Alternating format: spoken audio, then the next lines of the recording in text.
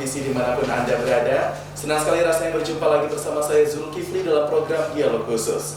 Sidang isbat pernikahan. Mungkin pemirsa di rumah telah membaca ataupun menonton beritanya di gemilang televisi dan media-media lainnya. Dan hari ini bersama 6 narasumber langsung dan nanti akan dibagi 2 sesi, kita akan membicarakan hal tersebut di Dialog Khusus gemilang televisi pada hari ini.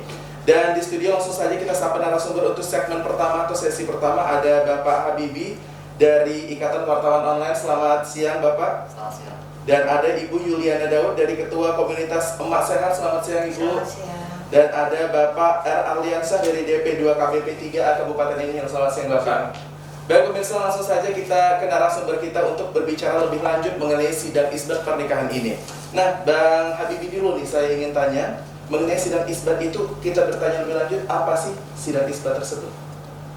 Sidang isbat, kalau dari proses yang sudah kita laksanakan, jadi ingin mencari pengesahan pernikahan yang mungkin secara agama biasa, namun secara pencatatan di negara dia belum mendapatkan surat-surat atau misalnya dokumen. Tetapi untuk penjelasan ini bisa mungkin didetail pada sesi pengadilan agama yang lebih jelas terperinci sesuai dengan dalil dan undang-undang yang berlaku.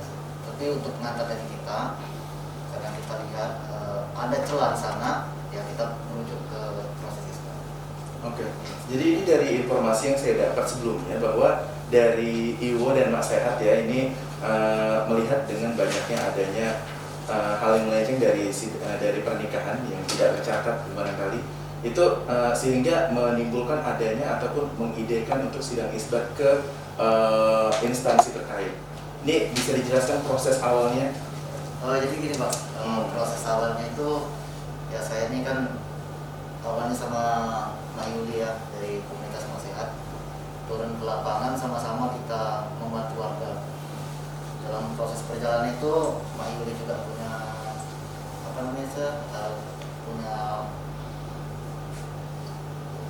pasien ingin dirujuk ke rumah sakit itu kan juga dengan saya. Ketika ingin dilaksanakan proses-prosesnya, ingin mengurus itu perlunya ada data dokumen pendidikan gitu, BPJS, ini terdaftar untuk pencalonan itu sudah nikah. Kadang-kadang terkendala di sini. Dari sini kita diskusikan sama Mbak Yuli di tahun 2019 ya. Iya, betul. Di tahun 2019 kami sudah mewacanakan akan mensondingkan atau ingin ke dinas terkait itu ataupun ke lembaga. Tapi di tahun 2020 awal nih Bang, kita bicarakan 2019 akhir, di tahun 2020 kita terkendala di COVID. Oke. Jadi pas di tahun 2020 itu kami pending sama Mbak Yuli, kami fokus dengan penanganan COVID. Mbak Yuli bergerak dengan komunitas, saya bergerak dengan Ikatan Wartawan Online, ya bagi-bagi sembako lah untuk membantu yang terdampak. Di akhir tahun 2020 kami kembali berkomunikasi. Ya kita lihat tahun 2020 ini, 2021 ini kayaknya nggak buang waktu, jadi kita diskusikan lagi, kita coba berkomunikasi pertama dengan Kemenang. Kemenang kita diskusi, kemarin dua alternatif yang kita diarahkan. Yang pertama, seseorang ini bisa kita jatuhkan ke nikah massal dan juga bisa diisbatkan. Jadi rekomendasi dari Kemenang coba komunikasi dengan PA. Kita sudah komunikasi dengan PA, kita bertemulah hari itu di kafe, ada kafe kayak ini, teras. Jadi kita diskusi, ya kita direkomendasikan untuk mengumpulkan data nih, ada sekitar berapa itu kita buka rekrutmen lah bahasanya kan lewat forum WA kan, WA kita lepaskan ke Facebook, kita lepaskan ke WA kita kirim. Ada bergabung sebanyak 100 berapa? 106 pasangan Iya, pasangan yang tidak memiliki dokumen pernikahan. Dari 106 itu kita seleksi lagi, ada yang tidak memiliki KTP, ada yang tidak memiliki KK dan dokumen-dokumen lain. Yang penting indikator dua ini ada KTP dan KK. Kita coba sondingkan ke Capil dulu. Kita komunikasi dengan Capil, ya ini Pak Nursal. Beliau sangat open sekali gitu kan. Dia nyambut bagi yang tidak memiliki dokumen kependudukan, KK dan KTP, kita coba langsung mintakan persyaratan sesuai dengan data penduduk untuk menuju ke sana. Ada sekitar berapa? 500 keping disiapkan oleh Capil waktu itu ya. Tetapi lagi-lagi masyarakat kita ya mungkin kita sudah dikasih peluang, beliau belum membuka diri gitu kan. Ada sekitar 20 keping lah cuman perkiraan saya. Dari 106 Dari- ya 20. Iya 20 Oke. yang mendapatkan KTP, dan kakak sekitar mungkin ada 7 atau 6 gitu kan kisarannya. Setelah itu yang lainnya kan sudah cocok nih Pak Jul. Yang lainnya ada sekitar 20 pasang yang mendaftar sama kita. Ya Pak Yulia Sesuai syarat. sesuai syarat. Dan sudah melegalisir KTP dengan kakak dan nomor 10.000 di kantor pos. Nah seperti itu sesuai dengan persyaratan yang ada di PA. Ya. Oke. Setelah perjalanan jauh ini progresnya sampai dengan sekarang bagaimana? Kalau progres mungkin kalau saya pribadi kan kami belum membentuk panitia nih Pak ya. Kami bekerja sesuai dengan kami sisi kami gitu. Kalau saya dengan Mak Yuli mungkin perekrutan data gitu kan, lebih fokus kepada ke peserta. Mungkin setelah daripada itu selaku penyelenggara ini kan dinas Bapak Arya Hasan gitu ya. Jadi beliau nanti yang pada teknis pelaksanaan MOU dan penempat situasi tempat nanti dan semua mereka. Untuk progres yang sekarang ini, pertama kita sudah memasukkan 16 berkas ke PA. Dari informasi yang kita dapatkan dengan Pak Humas misalnya, Pak Husaini, ada 4 yang tertolak. Tapi nanti bisa dijelaskan sama beliau nanti ya, sewaktu rapat juga bisa nanti. Dan kita, karena kita kota 20 cuma Pak Jul, sesuai dengan kemampuan tas pertama kan. Jadi setelah saya hitung-hitung ada 4 yang tertolak, berarti tinggal 12 ya. Iya. Saya masukkan 7 lagi semalam. Semoga yang 7 ini lolos lah, yang tidak ada lagi kendala. Saya juga tidak tahu orang di lolos apa tidak. Yang penting saya sudah mengajukan legalisir fotokopi KK dan KTP, 1 permohonan dari pengacara. Nah itu nanti berita acaranya Kelanjutannya. apa maksudnya tuh yang riwayat perjalanan proses pernikahan orang ini kan dilaporkan di dalam permohonan. Di dalam permohonan ini nanti bisa diketahui kasus-kasus. Ditelusuri lah ya. Ditelusuri. Kalau kami tidak punya kapasitas di situ untuk mengetahui, karena menginterogasi peserta itu tidak segampang wawancara wartawan gitu kan. Kalau wawancara wartawan kan kita lihat kejadian apa yang menguntungkan bisa kita cari. Ya. Kalau ini kan kita tidak lihat apakah dinikah di mana, nanti siapa walinya, kita tidak bisa menginterogasi itu. Kita serahkan ke pengacara. Itulah dari berkas-berkas itu kita angkat. Nanti ada sekitar 16 tambah 7 berarti 23. 23 kurang 4, 19, tinggal 1 lagi. Masih ada 1 peserta. Untuk melepaskan 20. Ya, untuk melepaskan 20. Apabila 7 itu tidak tertolak, tapi kalau 7 itu ada tertolak, kita cari lagi nanti mainnya. Siap. Ya. Nah, kembali saya ingin bertanya ke Ibu Yuli selaku dari Ketua Komunitas Emak Sehat. Ini bersama dengan Iwo ya, melatar belakangi adanya sidang nikah isbat ini. Nah, ini bagaimana awalnya bisa terinspirasi untuk kegiatan ini? Sesuai tadi nih, perjalanan kami membantu orang-orang di lapangan. Jadi ada satu keluarga itu memang dia khusus itu dikasih semua tuh di jalan Anggulang, depan Anggulang itu di Lorong Batu. Jadi anaknya itu gizi buruk, lalu kita hubungi kelurahan, kita hubungi puskesmas Gajah Mada, kita pergi ke sana tuh ya, ya. Terus kita bawa ke rumah sakit dan kita tanya KTP mana nggak ada, tanya kakaknya nggak ada. Kita menguruskan BPJS karena kalau umum kita tahu sendiri biayanya seperti apa.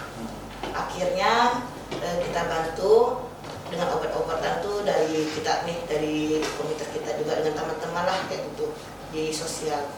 Setelah itu biaya, karena biayanya 3.500.000 tuh, kita jumpa dengan Pak Asnawi, dibebaskan karena itu di Jiburu.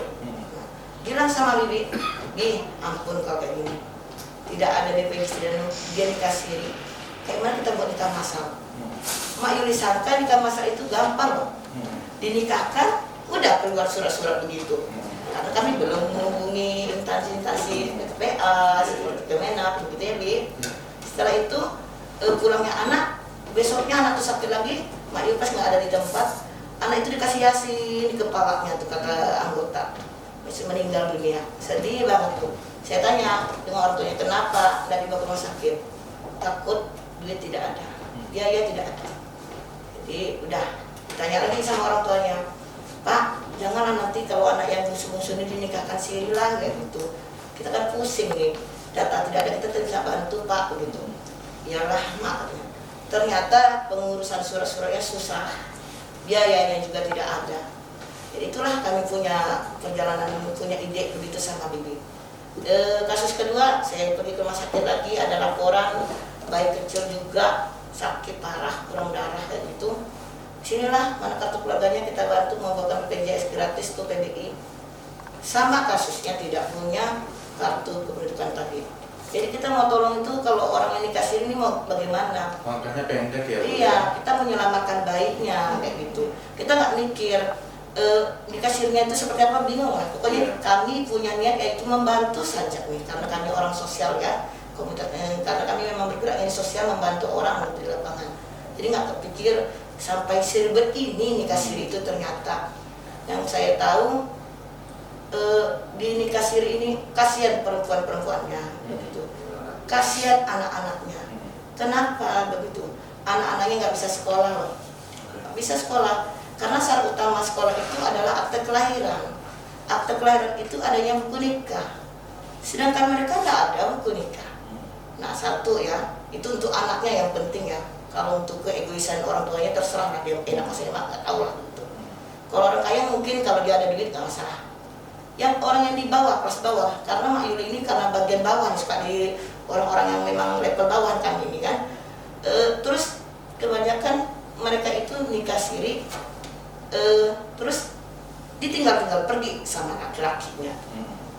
Aduh miris ya, tinggal pergi, kawin lagi suaminya, kawin cerai kan kayak gitu, sedih. Jadi kan ada tetangga juga tuh, tetangga dia nikah siri, karena ini tinggal di rusun itu juga banyak yang nikah siri. Masya Allah, ditanya kenapa nikah siri, ya itu tadi alasan, ngurusnya payah, duitnya banyak. Dibilangnya duit ngurus itu sampai 5 juta. Padahal ketika kita bersatu nih, kita cari informasi dengan PA, cari informasi dengan Kemenang, tidak sampai segitu ya Bi.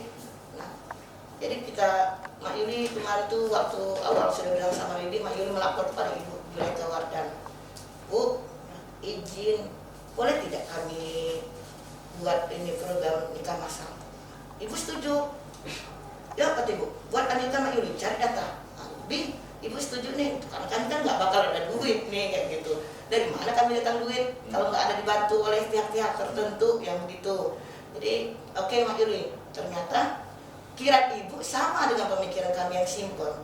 Nikah masal aja udah buat pelaminan besar, panggil buah, buat prasmanan, udah jadi. Ternyata tidak segampang itu. Karena nikah masal ini, nikah sidang menggugat isbat ini harus ada syarat-syaratnya juga. Oke, nanti itu yang akan kita bahas bersama Kemenak dan anggapan di Dukcapil ya. Oke, nah setelah banyaknya kejadian yang melatar belakangi Ibu Yuli di balik itu, sebagai wanita nih Bu, bagaimana tanggapan Ibu dengan adanya nikah siri? Saya berharap sekali ya, karena saya ini seorang mak nih, karena di komunitas Mak Yuli itu dipanggil mak. Saya pengen ibu-ibu yang ada di Inhil ya, Inhil itu kan 20 kecamatan. Jangan mau gara-gara enaknya satu kali aja nih, satu kali enaknya. Kenapa saya Mak Yuli bilang satu kali? Satu kali berurusan nikah di tempat yang tidak resmi, hanya seorang ustadz begitu yang kata pandangannya gitu dia bisa menikahkan. Tiba-tiba kedepannya sangat rumit, mengorbankan anak-anak, mengorbankan perempuan. Janganlah, biarlah kita susah-susah mengurus-ngurusnya, tapi bermanfaat untuk anak kita dan diri kita sebagai perempuan. Jangan begitu. Kalau tak ada tuh bertanyalah kepada orang-orang yang memang tahu, karena kebanyakan SDM-nya rendah banget tuh. Karena mereka kadang-kadang ya tadi banyak masalah yang dia tidak direstui, dia pergi sama pacarnya nikah. Gampang kan? Habis itu apa yang terjadi? Itu perempuan dan anak sangat-sangat dirugikan oleh kita kaum laki-laki. Mohon maaf, bukan memburukkan laki-laki, tapi pada umumnya diambil kesempatan oleh laki-laki yang memang sedikit kurang bertanggung jawab. Kenapa? Jangan mudah karena itu ayah urusan dek, sayang, ayah urusan nih nikah ini kita kan nanti begini, jinah begitu. Tidak, uruslah sampai ke resmi, walaupun susah urusnya. Karena pas pula ada ilmunya nih. Kalau kita nikah resmi di Kuat itu katanya tidak bayar sama sekali. Mereka itu tidak tahu, pasti duitnya banyak, dia bilang gitu. Pengurusannya payah, dia bilang gitu. Berbelit-belit, lebih mudah kita bayar dulu, mungkin zaman dulu mayoritas tuh 200.000 di almarhum ngejam dan kalau sekarang ditanya kan ada satu di rusun tuh dia nikah karena umurnya tak cukup 600.000. Jadi mungkin ini bisa PR untuk instansi terkait ya pemirsa, bagaimana agar sosialisasinya barangkali atau nanti bisa kita minta klarifikasi sama instansi baik itu Kemenak ataupun pengadilan agama yang berwenang atas hal ini. Nah, kembali lagi saya bertanya kepada Bang Habibie. Tadi dikatakan jika dari Emak Sehat dan Ikatan Wartawan Online telah mendata kurang lebih 106 pasangan yang tidak sah di Kabupaten Inhil. Ini kan belum semuanya itu. Belum. Dan ada sekitar 20 pasangan yang sudah didata. Berarti sisanya itu nanti dibagaimanakan? Kategori itu. Jadi kayak gini Bang, 106 ini kita kemarin buat pengumuman di grup. Bagi yang ingin melanjutkan silakan dikasih KP dan KTP. Kalau tidak punya KP dan KTP hubungi saya gitu kan. Dari 106 lebihnya yang 20 orang ini terkategori orang yang mau terbuka, mau curhat gitu kan. Jadi pribadi. Selebihnya dari itu saya tidak tahu bagaimana permasalahannya, tetapi ada juga yang curhat gagal gitu kan.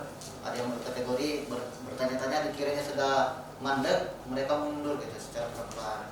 Padahal walaupun kategori isbat ini ada yang tertolak gitu kan, dari kita masih tetap carikan solusi Kak ya. Apakah dia mesti dikategorikan nikah ulang gitu kan.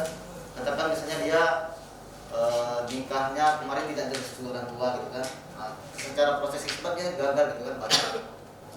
Kita carikan alternatif, masih bisa kita komunikasikan dengan Kemenak gitu. Apakah dia nanti diuruskan persyaratannya dari awal, bagaimana proses nikah kan, kita bisa bantu hal-hal ini. Karena kita lakukan kalau berlarut-larut mereka melakukan hal-hal yang kategori sudah mengatakan suami istri kan, nanti zina berkepanjangan. Jadi yang masih tersisa ini tadi pertanyaannya, saya sudah cabut dari grup itu karena di gelombang kedua, mudah-mudahan ada gak ya, kami membuka lagi.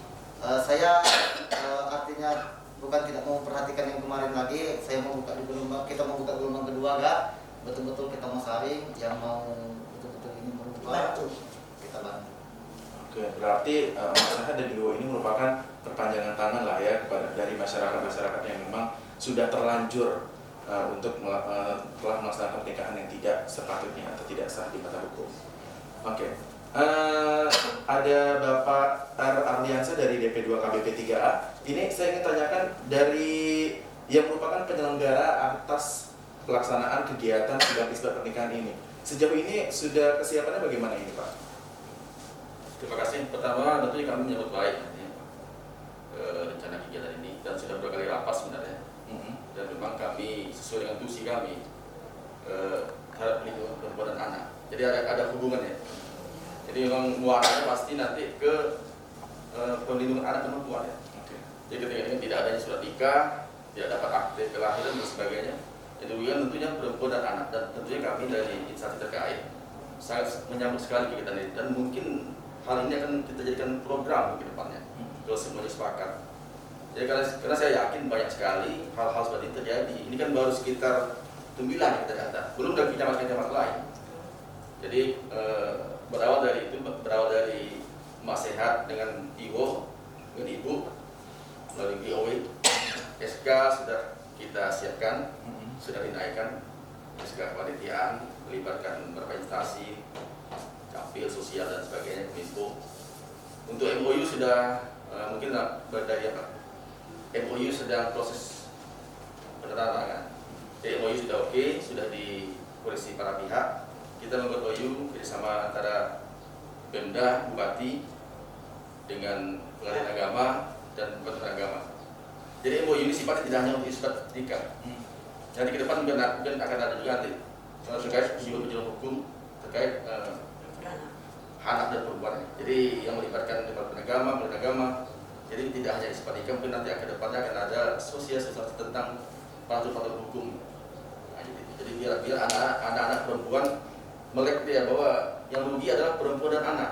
Kalau nikahnya tidak terdata secara resmi, mungkin kita maklumi, mungkin kena kurang sosialisasi dan sebagainya, SDM kurang, ekonomi rendah dan sebagainya. dia masih berpikir mungkin nikah itu bayarnya mahal, prosesnya ribet, atau juga mungkin karena waris turun karena tidak ada dokumen resmi, akhirnya susah. Nah, kita kan untuk menikah kan harus ada KTP dan sebagainya. Sementara mereka mungkin tidak ada itu data itu. Nah, itulah yang membuat mereka menikah siri istilahnya kan. Jadi intinya kami dari dinas terkait sangat mendukung, karena memang itu tusi kami juga. Dan kami sangat berterima kasih dari Iwo dan Mama Sehat. Jadi akan membuka salah satu mungkin nanti wacana untuk program kami ke depannya. Mudah-mudahan nanti semuanya sepakat, hingga bisa jadi kita buat nanti kalau ada Pak setuju, nggak ada ulama setuju, kita buat nikah isbat keliling mungkin kecamatan bisa kita lakukan seperti itu. Jadi kita lihatlah kosnya lebih mahal yang mana, di kecamatan atau di tembilan. Dan tentunya dengan tetap proses mengacu pada aturan berlaku. Nah, untuk mengisbat nikah kan tidak segampang yang kita pikirkan awalnya, banyak prosesnya. Ya sampai mengesahkan nikah yang tidak sah. Kalau isbat nikah ini sifatnya mengesahkan nikah yang sudah sah, cuma dokumennya tidak ada.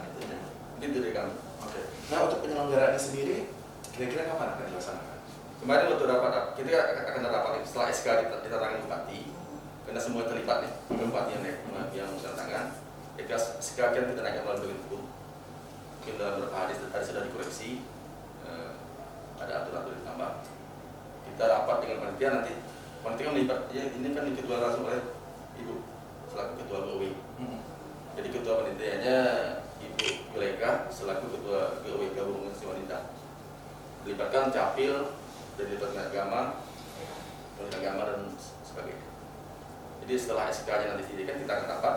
Kapan itu dilaksanakan ya tergantung persiapan kita. Target kita paling lambat awal Maret sudah kesana, kalau bisa ya akhir bulan ini.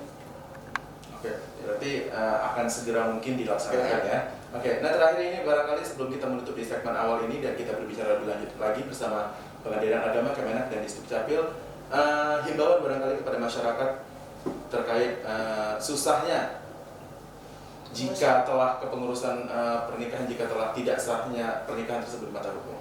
Kalau menurut dari saya selaku yang masih muda ya, kepada masyarakat jangan mudah terpancing atau jangan mudah tergiur dengan hal-hal yang sifatnya sementara, nanti susahnya berkepanjangan. Memang secara simpelnya gampang gitu ya, setelah nikah dapat gitu kan. Apalagi perempuannya, jangan mau dijanji-janjikan nanti dikasih uang sekertas, secari kertas, kasih gambar, kasih stempel, tanda tangan, sudah dianggap itu yang sarjana. Jadi ikutilah proses walaupun ribet, tetapi berkesinambungannya mantap. Seperti orang yang sudah bisa mengurus kakak, akta, sebenarnya itu yang paling penting, dokumen pendukung itu yang paling penting. Selanjutnya dampaknya lagi, apabila betul kata bapak tadi ada garis turun temurun, jika neneknya nikah siri nanti turun ke anaknya, anaknya turun ke cucunya. Nah ini yang mau kita putuskan nih, bagaimana caranya. Kalau memang betul-betul dia bisa disahkan secara isbat, ya kita putuskan rantai ini. Jika misalnya memang dia tidak bisa disebutkan, kita tetap akan putuskan melalui proses-proses mungkin kita ulang. Imbauan kita tetap ikuti aturan yang telah diterapkan pemerintah, jangan mau melenceng dari itu, karena apa yang disarankan oleh pemerintah itulah yang terbaik. Dari Ibu Yuli. Saya dari Mak Yuli ya, dari Mas Sehat. Ini khususnya perempuan ya, perempuan dan anak, jangan mau melaksanakan nikah siri itu. Karena yang dirugikan adalah kita, kaum perempuan dan anak, korbannya anak kita. Kalau dia itu anaknya perempuan, nanti yang menikahkannya itu di dalam buku itu tidak terdaftar. Kasihan sekali, kan malu dia depan masyarakat begitu. Jadi jangan hanya kepuasan batin kita hanya karena hasrat yang sesaat begitu, tapi kita mengorbankan anak kita dan diri kita sendiri. Jangan mau. Nikah siri itu sesaat enaknya, tapi berkepanjangan susahnya karena data tidak dapat sama sekali. Dan hak kita sebagai anak dan kaum perempuan di situ tidak kita dapatkan sama sekali. Itu aja imbauan Mak Yuli. Uruslah baik-baik untuk anak kita, untuk cucu kita. Kalau yang memang kita sudah terjadi, ayo kita benahi untuk masyarakat. Itu dari pihak RT, RW, dari jenjang bawah, bantu pemerintah ini. Jangan ada sampai mereka menjadikan nikah siri itu adalah nikah yang paling mudah urusan. Jangan, kalau bisa dipersulit saja.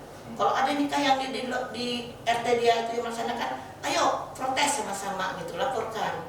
Jadi jangan ada sampai terjadi lagi seperti ini, kasihan kita ya, perempuan dan anak. Itu aja. Oke, lanjutkan dari Bapak Ardiansa. Jelas nikah siri tentu akan merugikan seperti yang disampaikan Pak Yuli tadi, merugikan pihak perempuan dan anak. Ini yang perlu kita pikirkan. Apa jadinya anak kita nanti ke depannya kalau tidak tahu walinya siapa, ahli waris siapa dia kalau tidak ada dokumen pendudukan seperti itu. Jadi kita berharap kepada masyarakat semuanya hindarlah nikah tidak ada dokumennya. Sekarang kan nikah gratis, dikuah gratis. Jadi pemerintah sudah memberikan minyak seperti itu. Dan juga kita menghimbau juga kepada bapak ibu semuanya yang masih belum ada dokumen, yang mungkin nanti melalui IWO, melalui organisasi sosial lainnya, mungkin saja atau melalui desa nanti, agar mungkin mulai, karena mungkin kedepannya akan kita buka seperti ini lagi kalau memungkinkan. Jadi ini salah satu target kita ke depannya, karena ini sangat kebutuhan dasar masyarakat yang tidak punya dokumen ini yang perlu kita benahi. Ini kaitannya dengan capil nanti. Kedepannya kaitannya juga dengan bantuan pemerintah. Iya, benar. Karena tanpa adanya dokumen kedudukan yang jelas, bantuan pemerintah tidak bisa akan sampai. Jadi lingkaran setan sebenarnya ini harus kita putus. Mudah-mudahan nanti dengan kebijakan yang kecil ini terdapat besar. Ini awal nih, ini yang 20 ini sebenarnya bukan target 20. Karena kemarin informasi kan 20 yang memenuhi syarat. Iya. Bisa jadi nanti lebih dari Daripada ini. itu.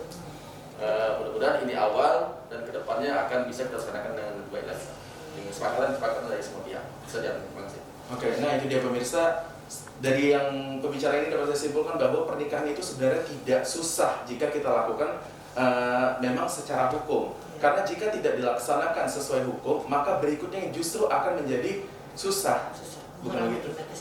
Iya, oke. Nah, terima kasih sebelumnya kami ucapkan kepada Iwo dari DP2 KPP3A dan dari Komunitas Semasehat atas waktunya di program Dialog Khusus. Nanti setelah pesan-pesan berikut ini kami akan segera kembali lagi bersama dari ada Kemenak, dari Pengadilan Agama dan dari Disduk Capil. Jangan kemana-mana, tetap di Dialog Khusus.